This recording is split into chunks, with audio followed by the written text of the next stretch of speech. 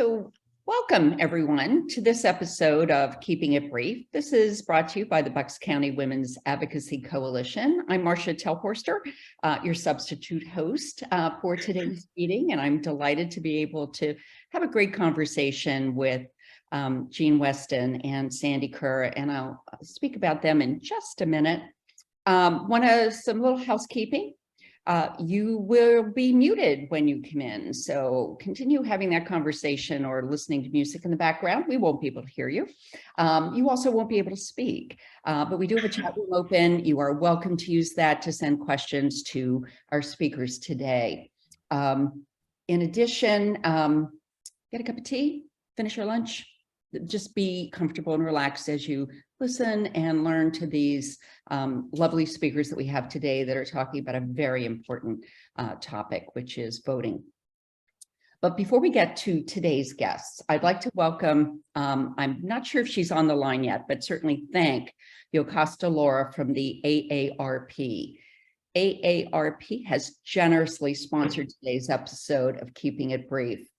And do we have Yocasta? I don't see her name. I don't see her in here. It could be that she was called away and not able to be here today. But please understand that we appreciate their continued support of the work we do in the Bucks County Women's Advocacy Coalition and their interest and focus on today's, which is voting and voter participation. So again, thank you all for joining us today. Now to the reason that we are here. The general election is on all of our minds, more so than some of us probably would like right now. We see and hear news and ads on television, radio, and through streaming services. For many, the events of the last few months and more make this election feel particularly important. Whether we feel anxiety or hope, it's essential we understand how to vote, what key issues we may want to follow, and that we actually get out and vote next Tuesday, November 8th. Hope here to help us be in the know are two amazing and knowledgeable representatives of just one of our organization partners.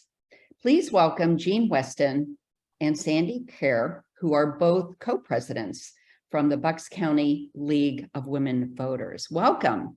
Thank you, Marcia. Thank you. Glad to have you with us. Thank you. Start with sort of a general question today.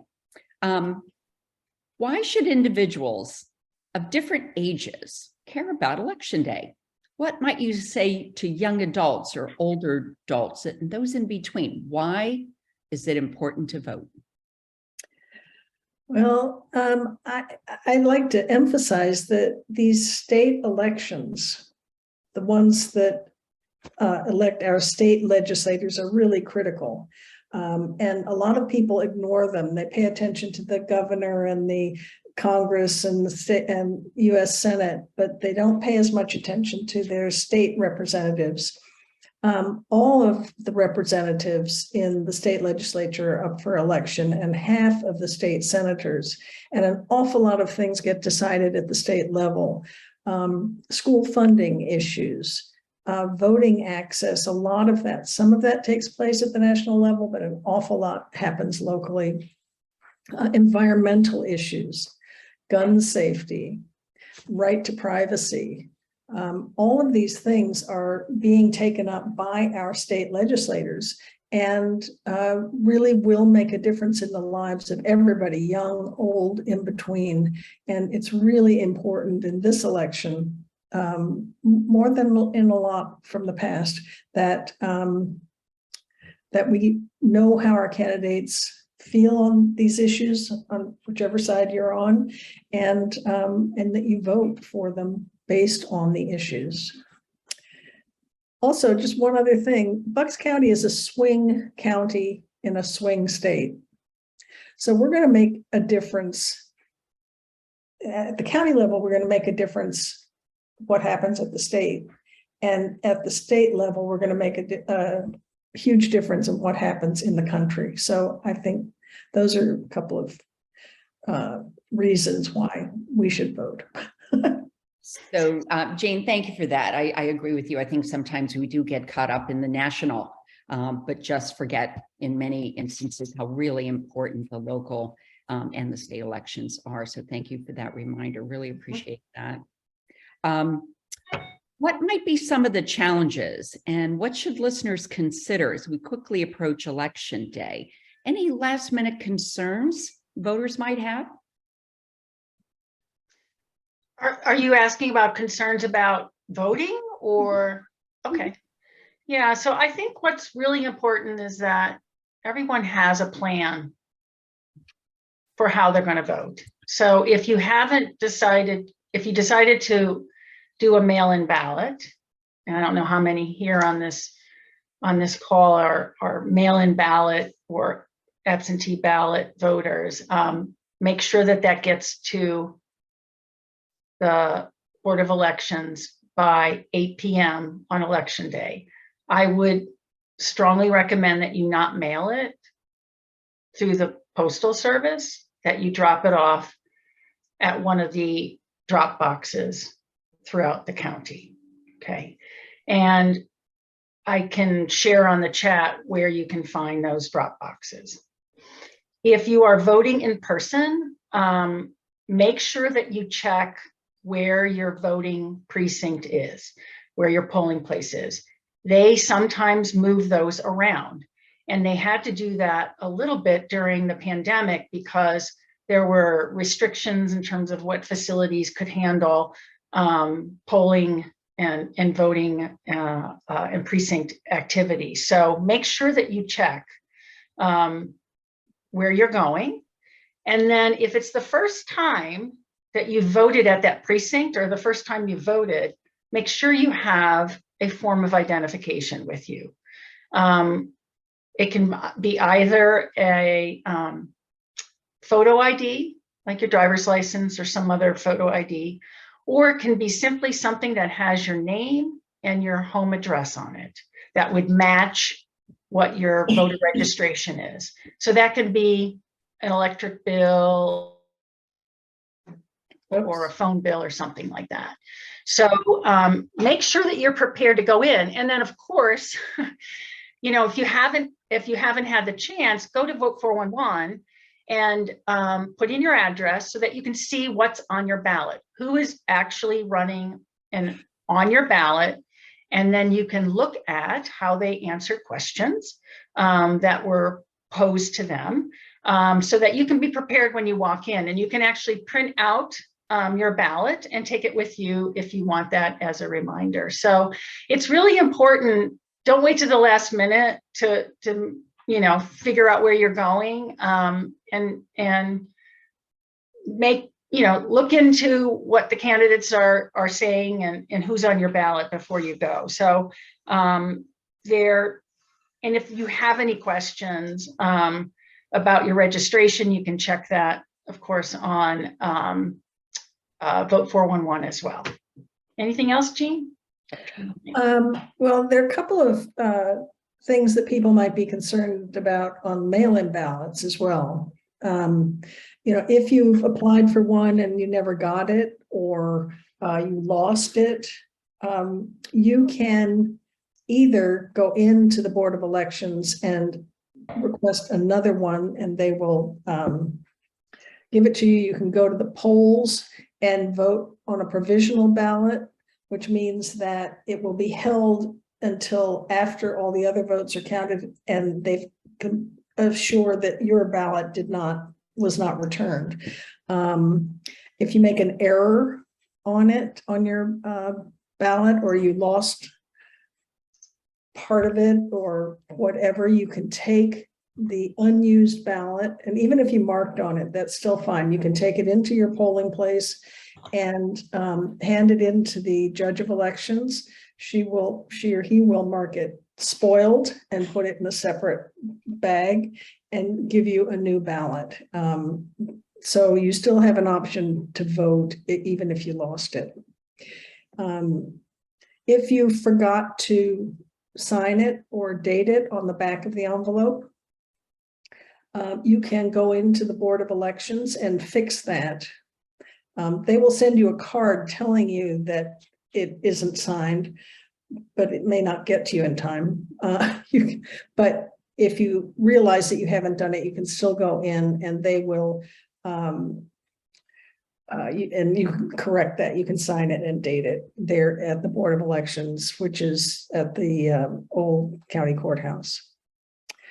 And Sandy already mentioned the Dropbox locations, so I won't mention that.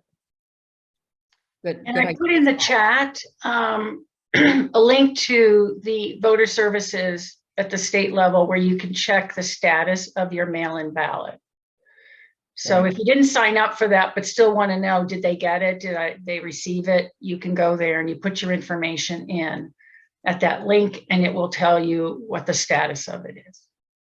Very helpful. And I do appreciate the 411. I found it really, really helpful to understand the positions of the candidates for people willing to do the research. So thank you for that as well. The on-demand ballots, did you sort of cover that already? Not really. You can actually, I think, was it yesterday, the last day? Yeah, so never mind. So yeah, so on-demand ballots are really just, you go in and you apply for a mail-in ballot right then and there. You apply and then they give you a ballot. Okay. But applications for mail-in ballots ended yesterday, November 1st. Okay.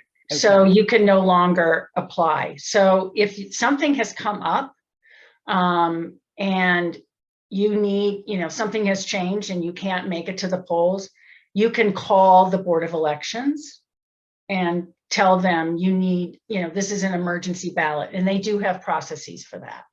Okay. So. Good to know, especially with everybody getting sick lately. Yeah, right. When COVID, you just don't know where you're Count going to be. me in that. Yeah. Yeah, and where you're going to be at any particular moment. So that's nice to know it's an option. Yeah. Big question for everyone, I think, is how do we know our elections are secure? Jean will cover mail-in ballots and I'll cover voting in person. Okay, Jean? All right. But your actual ballot, first of all, when you apply is when they check your signature and make sure you're a registered voter. So it's your application that is critical to make sure that you're a registered voter. And when they send you a ballot, there's a barcode on the envelope, on the mailing envelope, that links back to you as a registered voter. So you fill out the ballot and you put it, and the ballot itself has nothing on it at all. I mean, no identifying marks of any kind. You fill that out, you put it in a blank security envelope, which makes sure that once they open the outer envelope, they still don't know whose ballot it is. And then you put it in the mailing envelope. That mailing envelope has that barcode on it. Again, it identifies it as you. And when they get it, they check that the signature on the back is the same person who is, the barcode is identifying. They don't do a signature match at that point. That was done on the application to match that it matches the signature you're registered with. So only your ballot only you can send back your ballot. Your signatures on it and everything. So that's one way they track it. When they get it, all of those ballots are kept securely in the Board of Elections, in those mailing trays that the post office has. And they're kept there securely. They're sorted, again, using the barcode. They're sorted by your precinct. So they have trays for the, Percy #2 precinct. And they sit there in a locked room until election day. So, they're quite secure and they can't open them until election day. The drop boxes where you can drop them off are monitored by Board of Elections officials who are with the drop box, and they have video cameras and everything else. And then they are locked up at night. They don't sit out on curb or someplace where anybody could get to them. They also have a little flap that when they are shut at night, there's no way to put anything in. So they are locked up. So the maintenance person at the library, where there's a drop box, can't mess with it. They are completely locked up and again monitored. So that's secure. And then the ballot tracking, tracks that there's only one ballot that went to you, it came back from you, and that's the only ballot. And then that is marked in the poll book, so they know that they sent you a mail-in ballot and or that it has been returned. So you can't walk into the poll and try to vote. So that there are a lot of security steps in there that make sure that, people can't just make up ballots and, It also send extra ones or anything like that. It all sounds like very pragmatic ways to keep things safe. Right.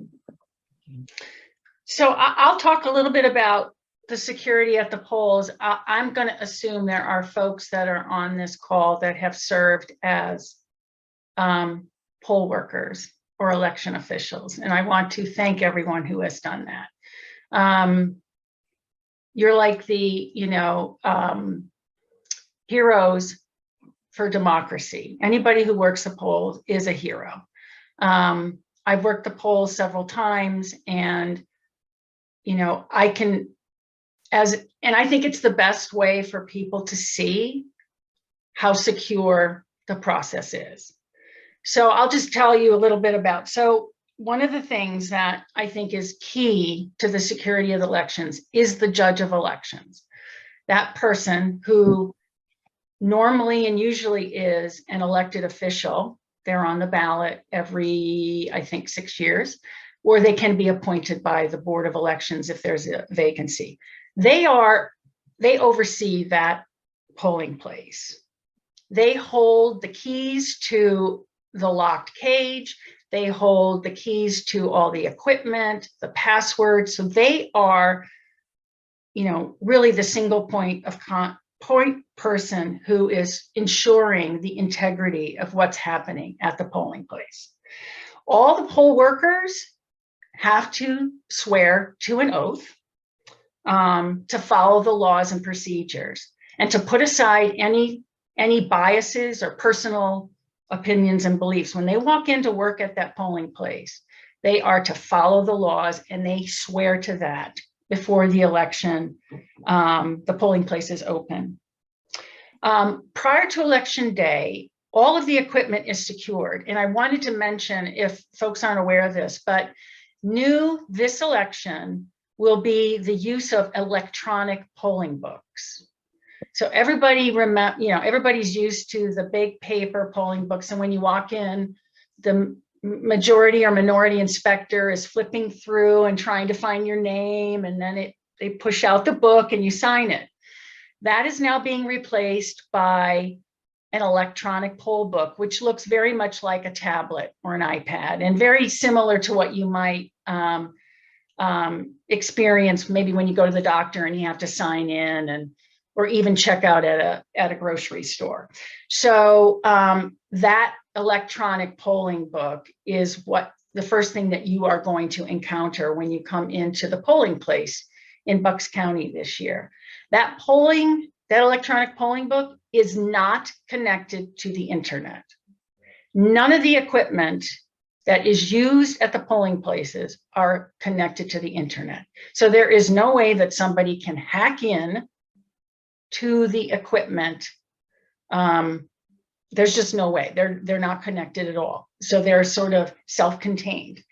All of the equipment, as I said, is locked prior to being moved to the polling place. And it comes in a big cage, and only the judge of elections has a key to the cage, okay? Only the judge of elections has a key to turn on and open up the scanners that scan your ballot.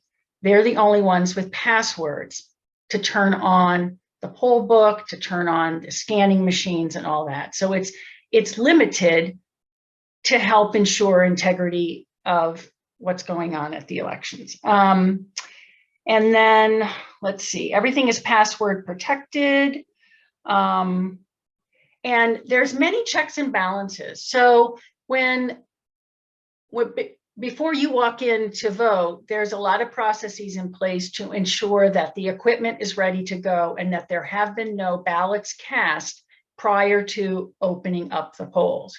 So they go through a process they look at reports, and then they compare those reports to what the documentation that's there. And then all the folks who are working at the polls have to sign and certify that the equipment there is starting at 0, okay?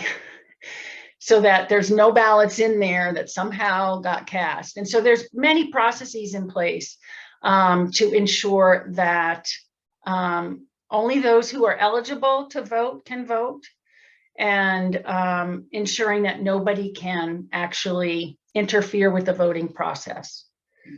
So I don't know if there's any questions about that. I don't see any in the chat yet, but if there are, I will let you know.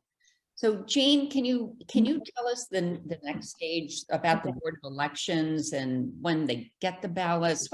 What's Sure. Okay, the judge of elections will, at each poll will take there are 2 thumb drives, little USB devices that they take, put in a secure bag, and they deliver to the Board of Elections. So all of those will come in to the Board of Elections, and then they will be scanned and the numbers taken from those. And those numbers have to match, how many people voted and how many things came out, and, they're cross-checking everything. Meanwhile, the morning of the election at 7 o'clock, workers at the Board of Elections can begin opening the mail-in ballots.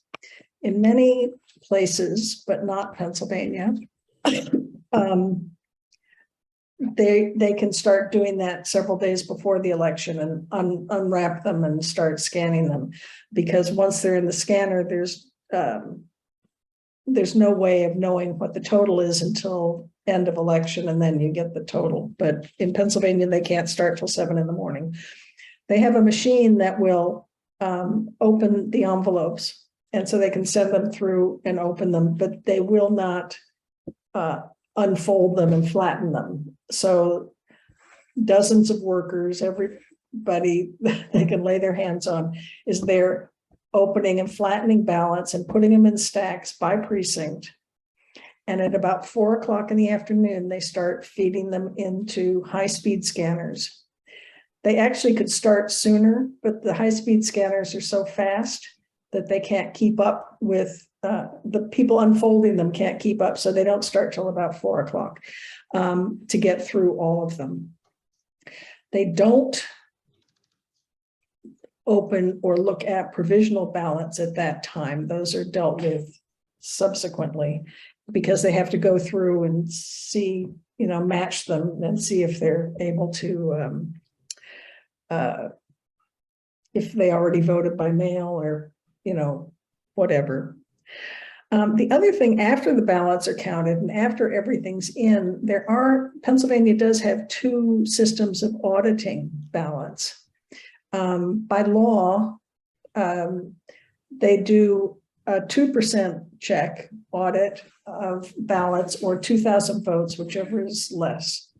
So it may just be 2,000 votes, which isn't very many. But in 2019, I think it was, they started doing risk limiting audits. So for every race that was close, the closer the race, the more ballots they would check. And if the race was, a landslide, they wouldn't bother checking any, because any errors wouldn't make a difference. So a risk limiting audit is statistically really the best way of checking. The other thing is they keep all of the paper ballots for 22 months after the election. So those are stored in the county warehouse and locked up. in case there's a need for a complete recount using the original paper ballots. So there are all these checks and balances, before, during, and after an election to make sure that it is secure. And Bucks County is extremely concerned and to have as many people's votes count as possible and to make sure that it is a secure and safe election. They are very reliable, and it's a great team up there at the Board of Elections. We are very lucky to have them. Great. Thank you for that rundown on what happens behind the scenes. So that brings me to another question, Sandy. Since we're at 4 o'clock in the afternoon, get all the mail-in ballots counted kind of a state. When can we expect results from Pennsylvania? Actually, so the mail-in ballots are being counted throughout the day. And then at 8 p.m., of course, the polls close. And the process at each polling site is that there are reports that are run out of the scanning equipment. Those reports also include write-in candidates. And so you'll actually get a report that has the scanned candidate name that's been written onto the ballot. So it sends out a report.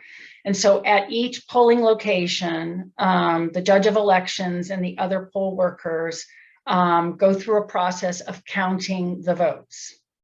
And then they also take into consideration and record how many ballots have been spoiled, if there were any fleeing voters. So people can actually be given a ballot, but then choose not to cast their ballot and they walk out. So we have to keep track of that.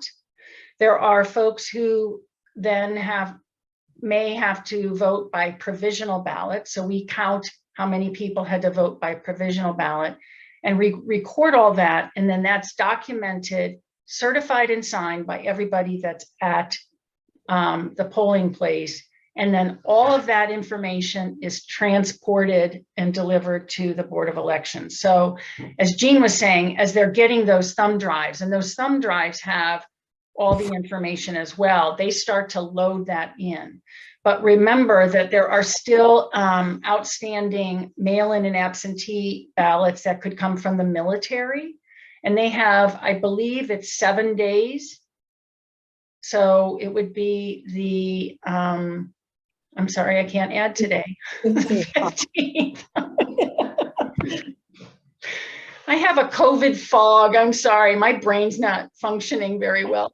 So to the 15th to receive those ballots. But we're not going to have, I don't think we're going to have the final count by the end of the evening. And Jean, maybe you can say a few more things about that. Yeah, I mean, we may be close. And I think things like the military ballots and overseas ballots, which have longer time to come in, and the provisional ballots usually are not sufficient to swing an election unless it's exceedingly close. And in that case, they know how many of those ballots went out, how many they're expecting, the maximum number they're expecting. So if the margin is sufficient, that even if all of them voted for one candidate, it wouldn't make a difference, then they can call the election. Yeah, it's interesting. One thing I'm learning today is there's a lot of math involved with ballot integrity. So absolutely. Yeah, definitely. But I think they are better and quicker than they were in 2020, because again, this equipment was relatively new. They were just weren't as facile with it as they are now. And so I think probably the next day we will have good results.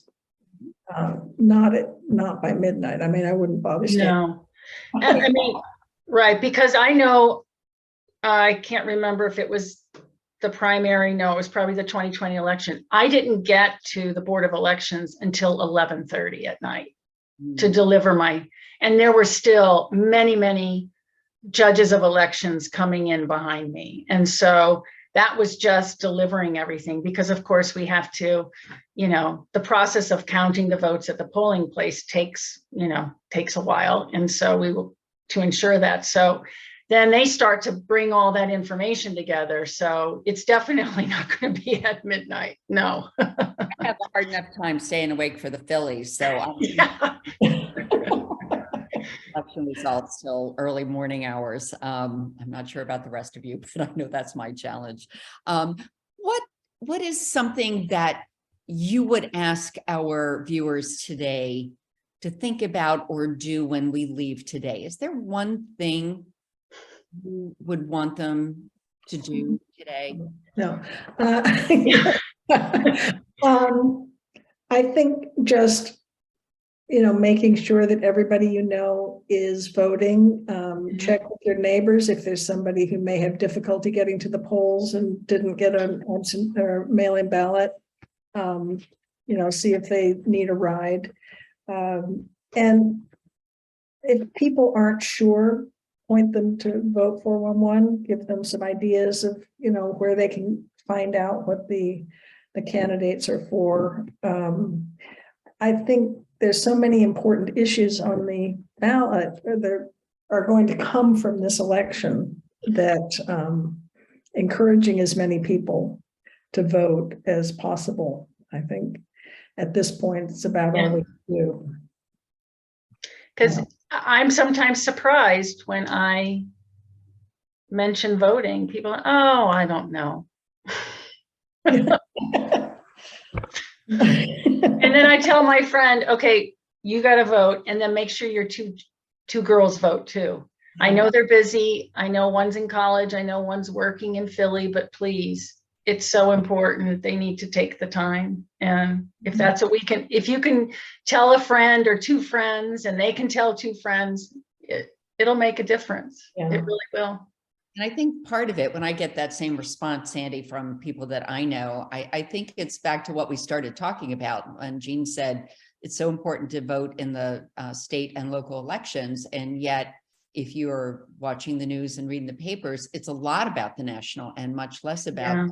Yeah. So I kind of get it, but I think you have to go back to the initial point that as citizens, this is our right and our duty, and we need to vote. And I think there are a lot of things that will affect us personally that, I think anybody in the surrounding Philly area is concerned about gun safety. Anybody ought to be concerned about school funding. We don't have decent school funding across the state. And school district elections are coming up soon, so we'll start spouting about that. But environmental issues that will affect all of us, and voting access. That a lot of things we thought were settled law aren't anymore. Everything seems to be up for grabs, and it looks like we're back in the 60s. I'm sorry, it's scary.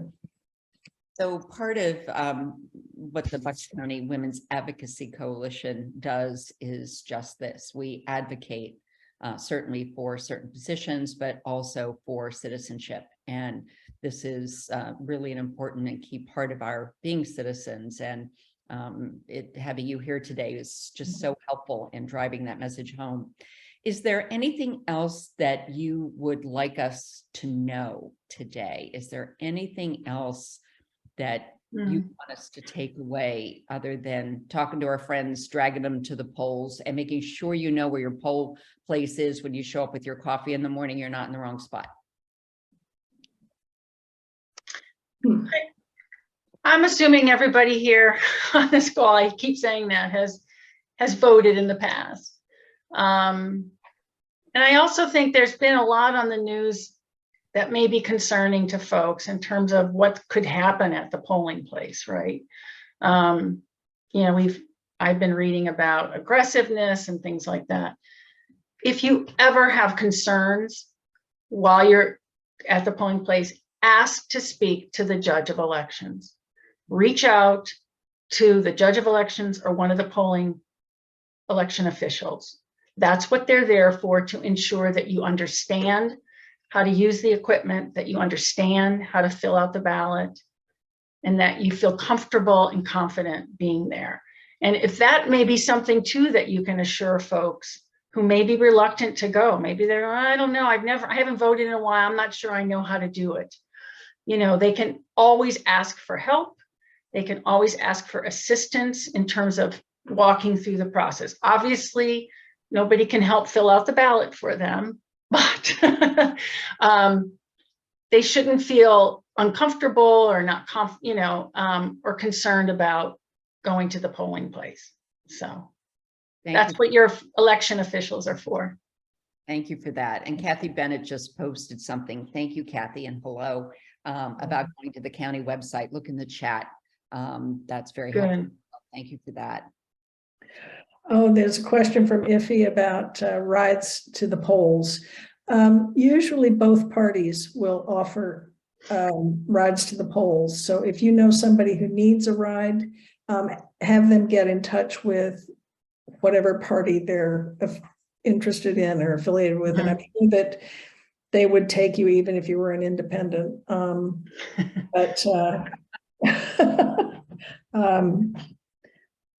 I think the parties have always done that, and they have arrangements for doing that. Oh, that's good to know. I'll have to see if I can sign up to be a driver next year or for the next election. That's a great idea. All right. If there are no other questions and any other comments, Jean or Sandy, you've been so incredibly informative today, and I can't thank you enough for all the information that you've shared. Is there anything else that you'd want to leave us with? No, I just really appreciate that there are people out there who are interested in these things, and you know, that we have a good election. I hope so too. Yeah. Well, thank you both so much. That's Jean Weston and Sandy Kerr, from co-presidents of the Bucks County League of Women Voters. Thank you so much for all your time today, but more importantly, your knowledge and resource that you shared with us. Also want to say a special thank you to the Board of Directors of the Bucks County Women's Advocacy Coalition that does provide these Keeping It Brief sessions monthly. This is your first one. Come back for another one. Love to have you join us as we learn more and become more committed citizens.